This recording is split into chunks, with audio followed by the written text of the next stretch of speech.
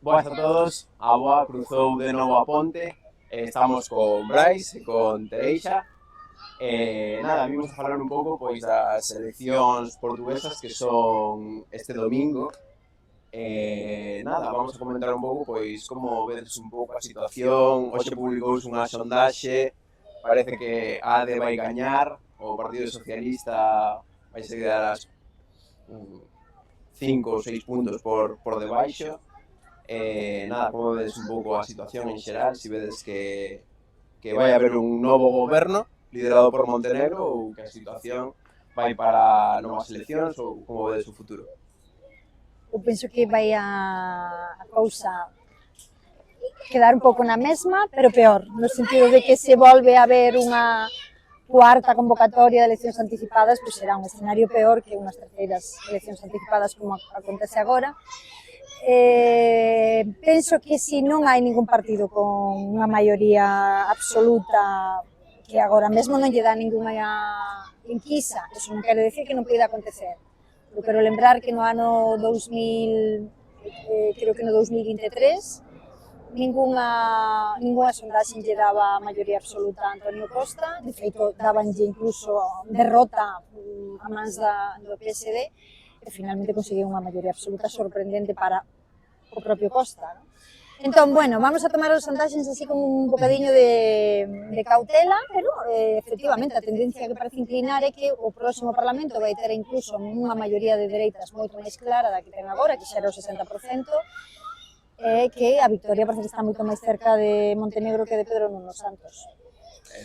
Eu creo que o máis importante é ter en conta que os portugueses están xa bastante cansos desta constante crise política que lles obriga a elegir un cuarto goberno en 5 anos e é moi posible que nestas que creo que hai un 15% de indecisos agora mismo e é bastante posible que se decanten polo partido favorito nestes momentos, é dicir, que todos estes indecisos opten por reforzar a maior maioría que pide Montenegro para conseguir un goberno máis sólido que dea estabilidade. Aparece tamén un diálogo máis fluido entre Montenegro e Rui Roxa, que é o líder do Partido de Iniciativa Liberal, e as expectativas da dereita máis, digamos, optimistas esperan que sexa posible formar unha maioría absoluta cun goberno de coalición de AD e Iniciativa Liberal, pero iso é, como digo, moi optimista. Despois, pola parte esquerda tamén é verdade que están os socialistas moi achegados ao Libre, pero en ningún caso se espera que iso sexa dabondo para obter un goberno. E no caso de, por exemplo, é verdade que Montenegro dixo sempre que non é non, ¿no? Pero, claro, a xente que está acostumbrada a ver en Galicia non tanto, pero no resto de España sí que se ve pois que o Partido Popular pacta con Vox, ¿no? Pacta ca extrema dereita. Vos credes que Montenegro chegará a saltarse ese non é non pactar ca extrema dereita ou esa relación digamos, tensa que sempre tiveron, ¿no? De incluso tratalos como nenos pequenos, ¿no? A veces adxetivos un pouco como de inmaduros, ¿no? Como que non están preparados para gobernar. Se Montenegro mantén esa liña roxa ou non é unha das grandes cuestións desta noite electoral, non? Así como na campaña anterior, fai un ano, foi moi rotundo a este respecto e tal, eu acho que non foi tan rotundo agora, ainda que tamén dixo que iban a gobernar si conseguían, non? Unha victoria. Eu non me atrevería. En política eu penso que non somos capaces de pensar e de anticipar os movimentos dos líderes porque son moi maleables, adaptanse ás circunstancias e non sei canto pode pesar nos plans de Montenegro se se encontra nun escenario semellante ao que xa tuvo no ano 2024.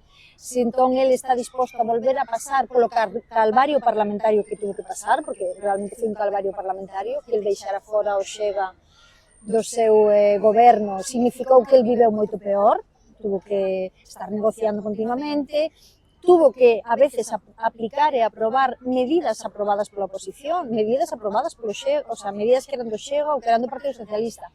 Entón, hasta que punto Montenegro está disposto a repetir e volver a pasar por esa situación se a maioría con iniciativa liberal é insuficiente para ter comodidade parlamentaria? Esa é a gran cuestión. Non sei que pensa. Para mí está máis clara, porque creo que, por unha parte, moito do crédito que Montenegro ten ante os portugueses é porque precisamente o ano pasado resitou pactar con Chega, é dicir, os socialistas viñan gañando apoiándose na ameaza de que os conservadores pactarían con Chega. Montenegro dixo que non o faría, non o fixo, iso dalle moito crédito. E, ademais, agora durante a campaña non nos podemos esquecer de que foi Chega o partido que con máis volume, con máis concreción, formulou a ameaza de volver a instituir unha comisión parlamentaria de investigación, que é o que realmente está fixo que o goberno convocase unha moción de confianza que finalmente foi tumbada para non someterse a esta investigación. Agora parece que Chega está moi determinado a facelo, pero sobre todo a cuestión que me parece máis importante é que Montenegro é consciente do voluble que é Chega e non se pode fiar deles. Entón creo que por iso vai ser difícil. Creo tamén que o diálogo entre ambos está roto, é verdade que despois todo se pode justificar e as súas opinións son sempre cambiante segundo o contexto, pero pareceme difícil que ese pacto exista. Despois tamén falando con algúns analistas, todos dubidaban moito de que iso fora posible. Outra cuestión sería que os conservadores, que Montenegro se aparte,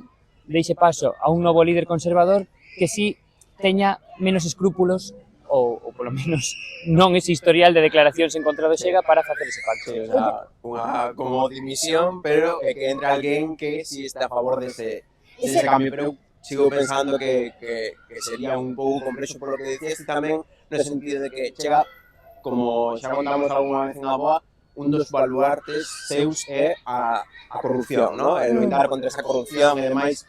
Claro, que imaxe tería, por exemplo, Chega pactando con Montenegro, sen poñer unha comisión de investigación no Parlamento para investigar ese caso Caspinum Viva e demais, como, claro, en unha situación tamén moi complexa. Bueno, eu creo que procurarían artellar algo que demostrase, gracias a nós conseguimos isto, pero o Chega lle ofrecen entrar no goberno, o Chega vai entrar no goberno. O sea, André Ventura é un líder que se presentou como líder antisistema que está desexando ser ministro de Portugal desde fai 5 anos que fundou Chega.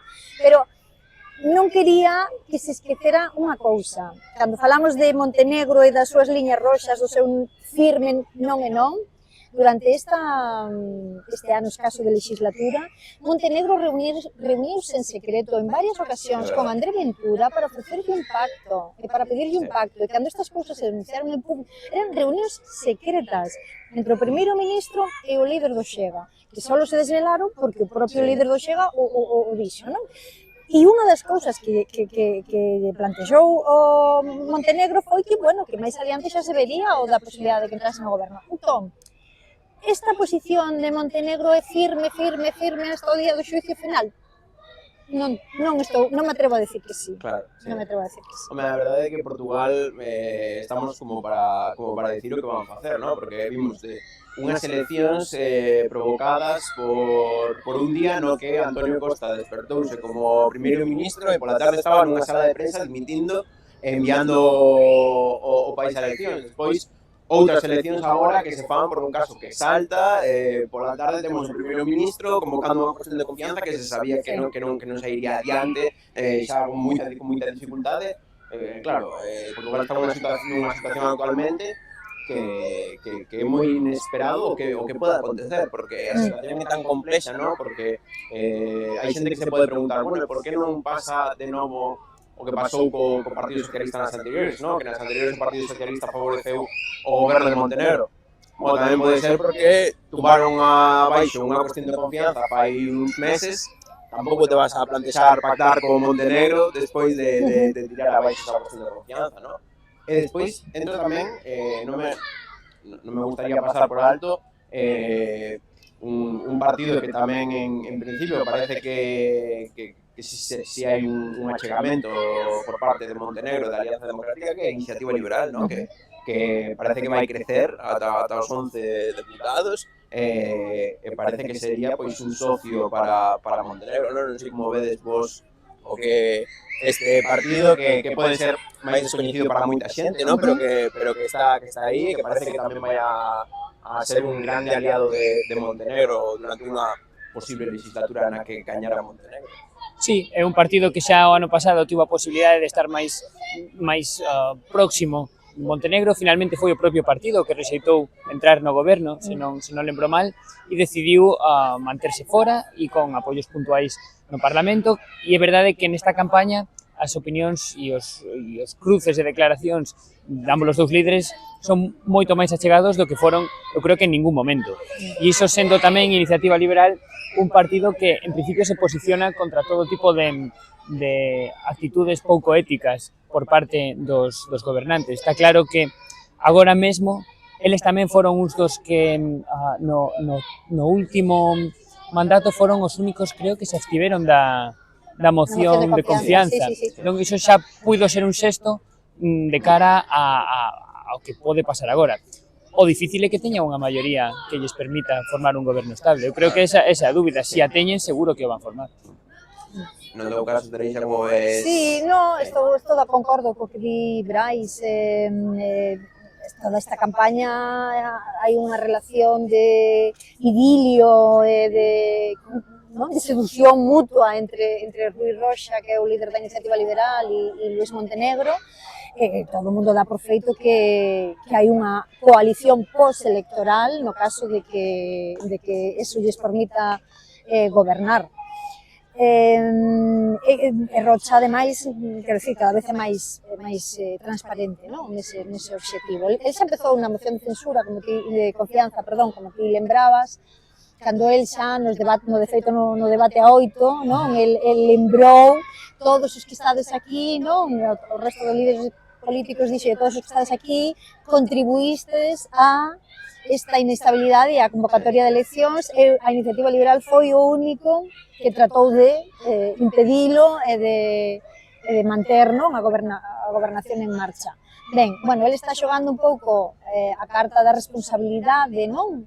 Por contraste co Chega, que son volubles, que cambian de idea, que hoxe queren unha cousa, mañan queren a contraria, e ele está un pouco nesa imaxe de son un home firme, sólido e de Estado. Outra cousa son os principios ideolóxicos de Iniciativa Liberal, que en algúns aspectos concordan claramente cos da Alianza Democrática, pero noutros van moito máis lonxe. O sea, non esquezamos que o Partido Socialdemócrata, que é o tronco central da Alianza, ten unha alma, unha pequena alma socialdemócrata, que iso significa de Estado do Benestar, que a Iniciativa Liberal non comparte. Non ten, sí, evidentemente. E despois outro partido que a min sorprendeume concretamente, porque é verdade que é como un partido que tamén parecía como estar olvidado, ¿no? Que porque na esquerda portuguesa, pois ademais do Partido Socialista estaba o Bloco, ¿no? Estaba o Partido Comunista ou a CDU, ¿no? Pero é verdade que parece que a grande sorpresa na esquerda o próximo domingo parece, se confirma o que se está publicando, será o Libre. É un ascenso espectacular, doblar escanos, incluso onte, hoxe escoitaba a radio portuguesa e, bueno, Tavares, o líder de Libre, como que dicía que xa non llevaría con doblar resultados, quería chegar aos 300.000 votos, bueno, un estado de euforia total, ¿no? Ata dicindo yo ao Partido Socialista, preocúpate de roubarlle votos á Alianza Democrática, que eu me encargo da esquerda, e xa gaño eu a parte da esquerda, ¿no? Entón, como vedes o caso de Libre e o caso deste partido? Claro, que agora estamos falando dos resultados dunha sondaxe que acaban de sair. É verdade que esa intención é declarada, esa expectativa de crecer está aí e seguramente se consume, pero non o sei, a verdade, eu creo que simplificou bastante o seu discurso Tavares, e que con iso está intentando chegar sobre todo a un público urbano e moi de Lisboa. Despois teño dúbidas de si fora deste contexto pode ter moita máis repercusión, sobre todo porque tamén o sistema electoral portugués permite que moitos votos queden perdidos. Entón, os votos que el consiga en zonas rurais ou, bueno, pois poden ser, efectivamente, poden non ter repercusión nunha representación parlamentaria despois. Sí, dentro do ámbito da esquerda, según as sondaxes, parece ser que é a única forza que vai a ter unha perspectiva de mellora, non? De crecemento. eu tamén non deixaría de falar da situación do partido, bueno, da CDU, do Partido Comunista, porque eu penso que todo o mundo daba por feito que prácticamente iba a desaparecer e conseguiu este líder que teñen agora, o Paulo Raimundo, conseguiu deter a debacle. Penso que para eles é un grande éxito poder continuar no Parlamento, se finalmente consiguen. Pero, sin ninguna dúbida, é o Libre o que ten a priori todas as mellores expectativas, non? Eles non están queimados por pactos do pasado, excepto os que teñenos na Cámara Municipal de Lisboa e a xente valororos ben. É un líder que se expresa ben, que ten unha capacidade de comunicación boa e que, a diferencia de outros líderes da esquerda, non parece que está enfadado todo o rato coa xente. En fin, que ten esta posición conciliadora de estar disposto a pactar, non ser tan radical, non como poden ser a veces os líderes do Bloco ou o líder ou no Partido Comunista, non? Entón, vamos ver, eu penso que sí, que vai a ter moitos mellores resultados dos que xa ten, que xa lle foi ben, non? Pasou de un diputado a 4, non? Ou 5. 5, non? Nada, entramos xa no último tema, así un pouco queríamos tratar a modo un pouco de conclusión, ¿no? Que un pouco, pois, cales credes que son os retos os que se enfronta Portugal, goberne quen goberne, ¿no? Realmente cales son os temas actualmente troncais que Portugal, pois, tería que solucionar ou que ten que afrontar nos próximos anos nunha legislatura. Bueno, penso que un dos problemas centrais do país é o estado da sanidade pública, non? O Servicio Nacional de Saúde, que está realmente nunha situación moi deteriorada, que se remonta aos tempos da Troika, cando houve unha gran desfeita, non? Presupuesto orzamental, aínda que despois se recuperaron moitos investimentos non o suficiente, non? Como para estabilizar o Servicio Nacional de Saúde, que xenera moitos problemas. En Portugal acontecen cousas como que as embarazadas que van a dar a luz teñen que chamar previamente a un número telefónico para preguntar a onde teñen que ir, non? É unha cousa que nos parece de outro tipo de país, non? Entón, eu penso que esa é unha das cuestións capitais, non? E aí vai haber grandes diferencias entre se goberna un partido ou goberna outro partido, non? De que tipo de modelo de xestión van a aplicar. E despois é un país que sigue pendiente de acabar coa grande desigualdade social que hai, que ainda é moi importante, descendeu nesta última década, pero sigue sendo alrededor do 20% da poboación que está en niveis da pobreza por debaixo do umbral mínimo considerado.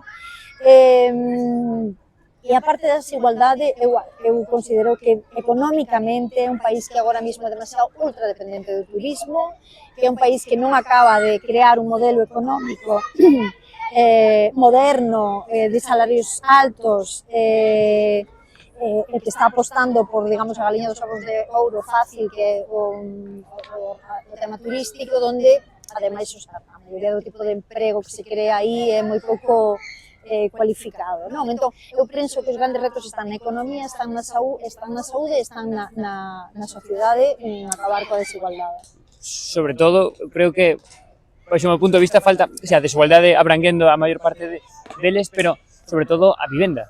Un país con... Claro. Creo que a maior campaña, toda a campaña da esquerda está falando diso, sobre a dereita tamén comparte esta preocupación, porque realmente é unha preocupación para todo o mundo que está impedindo que o país seguramente impide cuestións tan básicas como unha maior natalidade, non? Portugal está sufrindo un envellecemento enorme, que iso crea problemas tamén económicos a hora de xerar contribucións ao sistema de pensións e sanitario, e isto tamén creo que está moi relacionado con outro problema que comparte con Galicia en concreto, que é a cohesión territorial.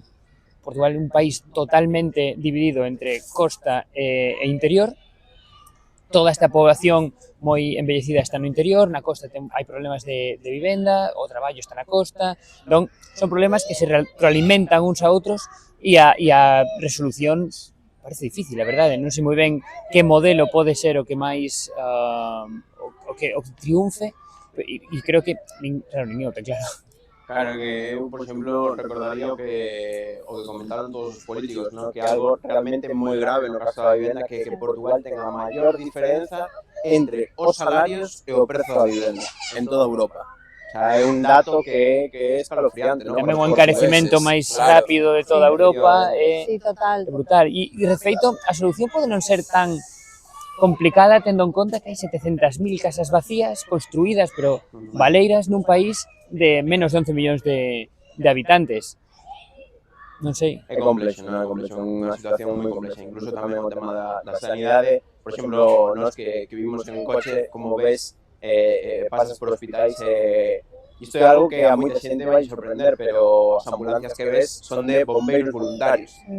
E dirán, nos parecerá moi raro, ¿no? Porque en Galicia, ademais, estamos moi acostumbrados a que as ambulancias que nos trasladan son, pois, digamos, de persoal sanitario, do propio Sergas ou demais, e aquí en Portugal trasladante voluntarios.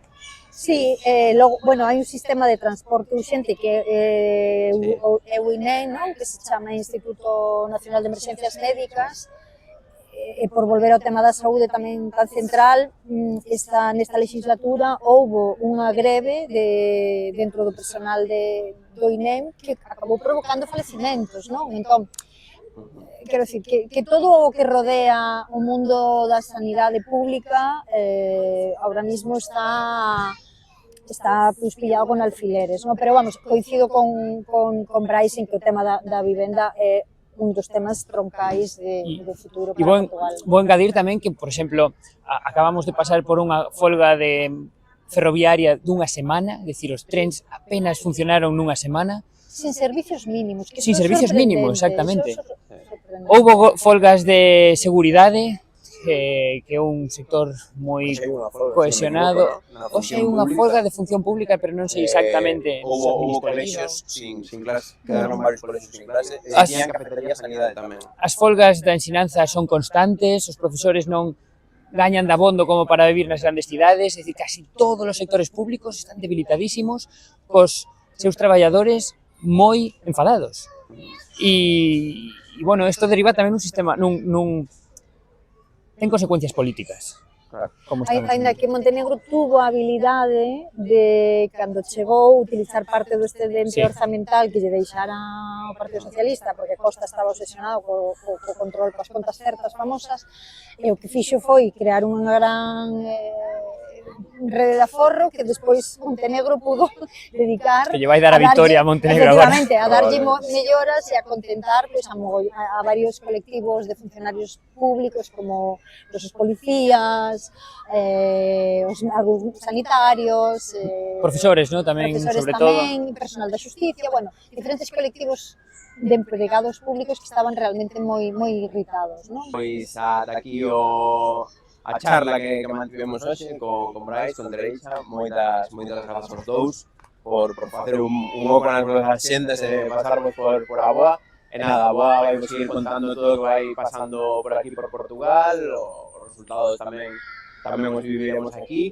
E nada, veremos no futuro pois que é o que acontece aquí en Portugal, un país que ten, pois, como vistedes, moitas problemáticas e unha situación política moi, pero moi complexa.